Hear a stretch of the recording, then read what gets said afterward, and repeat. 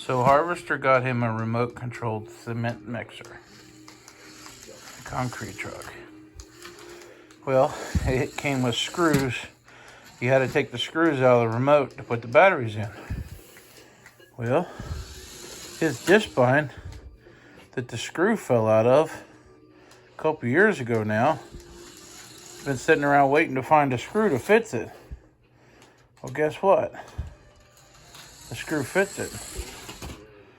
The wheel's on there pretty snug. So he had this New Holland disc bind for all of not even a day before the screw fell out of it. And we've been waiting around to find a screw to put back in it. Well, we just found one. Pretty slick. Hopefully it stays in there. If not, we'll have to find another one. I got the wheel on a little bit crooked, but it's all good. Hey, y'all want to see the coolest thing? My mother-in-law found these for Harvester. Now, she probably took it the wrong way, but I actually got excited over this. You see, they're all black and missing paint.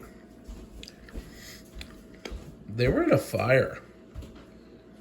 Like, these were all in a fire. Somehow or another, they were too close to a fireplace or a wood stove or something. And it just cooked them. Like, they're still completely, most of them are still good to play with.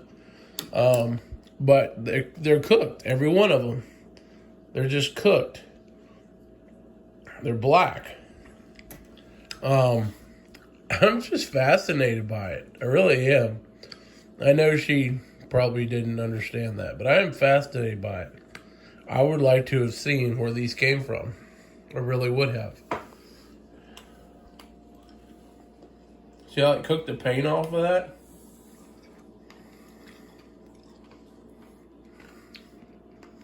I mean, I'm just fascinated by them.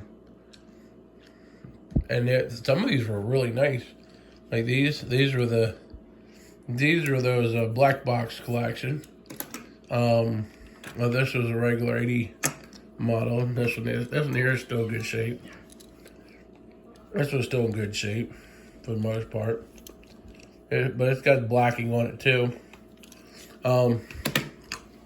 But very cool to see what happens when toys end up in a fire. There's a 2 + 2, 6388. That's what mine's supposed to look like. But I played with it very hard, so it don't look like that no more. But we're going to do a little cleanup on some of these just for the heck of it. But I'm pretty fascinated with just what happened here. I'd like to see where these came from. But anyways, it's come from an auction. There was 3 groups like this, and she got 2 of them. So definitely some candidates for a little bit of repaint. I will still have fun playing with them. There you go. We found a problem. The boys' disc bind, made currently, would not hook up to any of these tractors. None of them won't hook up. So we started filing on the Hitch, on the disc bind. And we also had the same problem on my disc bind. His New Holland Mines Case International, same thing, same disc bind. Wouldn't hook up to any of these tractors. And I'm like, okay, was that a result of the fire or what? Because I had an issue with the corn planter. Corn planter didn't want to hook up to them either. Now these were the special collection. This one, and this one. These were all that special collection. They were the tightest tolerance. This one here is tight too. But then the rest of these were made in the 80s. They should have fit. They were tight. So we had to file down on that. So we took the drill bit out. Took a drill bit out. And we touch bored all the hitches. And we got them close. But we still had to file down on the disc spine to get it to hook. Now the newer model stuff, and even like this Ford here, that one had a bigger hole, no problem. Hole was right.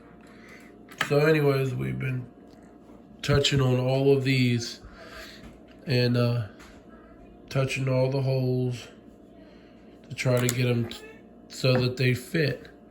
And if you look at some of these older stuff, they have a real fine little hitch on them compared to this big honking disc spine hitch. If I could get the two of them together, you see how much of a difference that is. But even that, I couldn't get the baler to hook up. Well, let's get the same big honking hitch. Couldn't get that I had to touch the end of it too. But anyways, I couldn't get that to hook up. So I don't remember ever having this much trouble. So I think it's some of the fire had something to do with that. So we're going through them all. Oop, we just dropped the drill.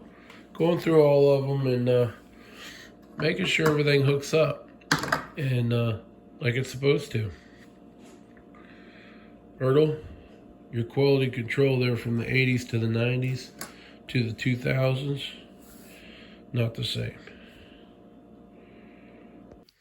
So I'm sitting here working on Harvester's toys, and I got a keychain the other day, and Harvester picked it up and he was playing with it, and he does like he always does.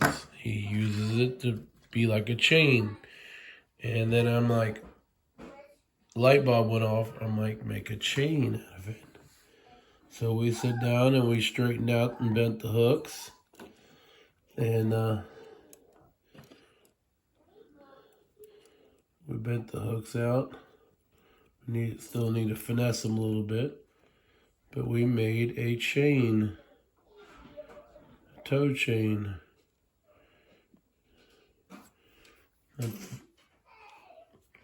So, just making stuff.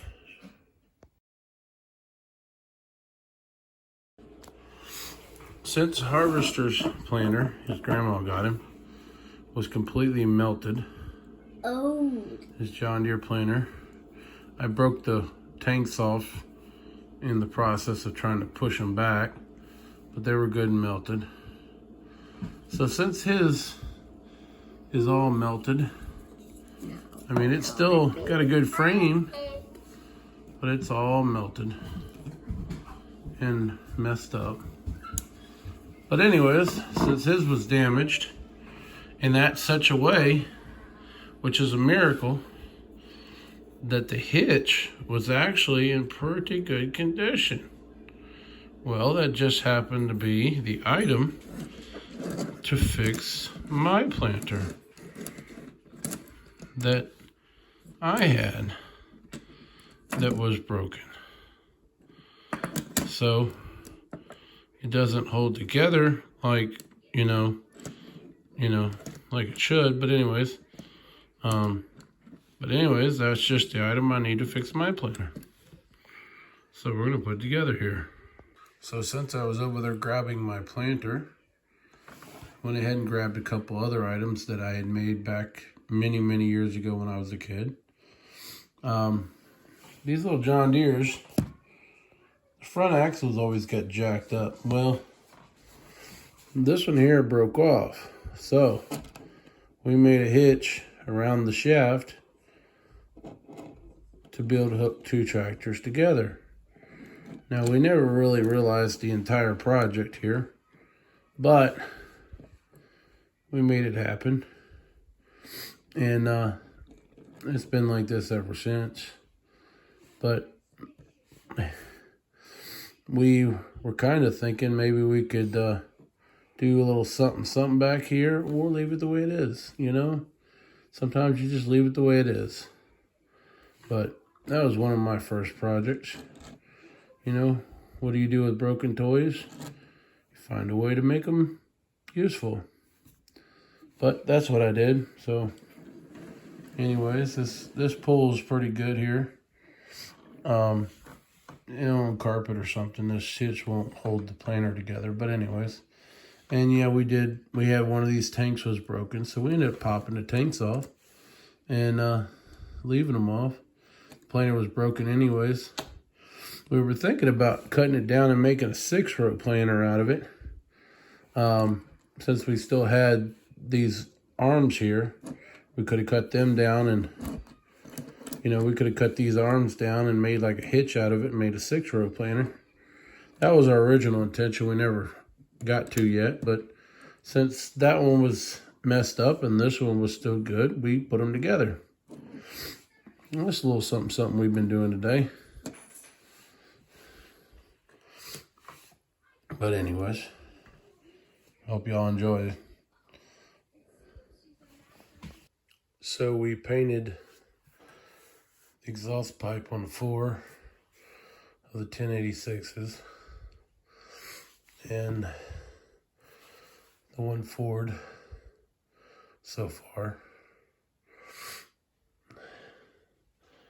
Not sure where else to do. What other projects I want to get into yet. And then we also painted the exhaust pipe on the top of the combine the other day.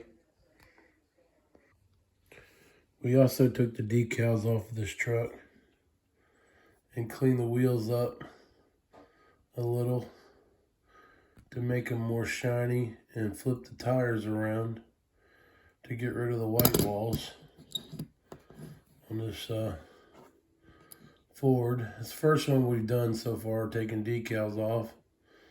We definitely need way more practice at it. But anyways, this is how it turned out.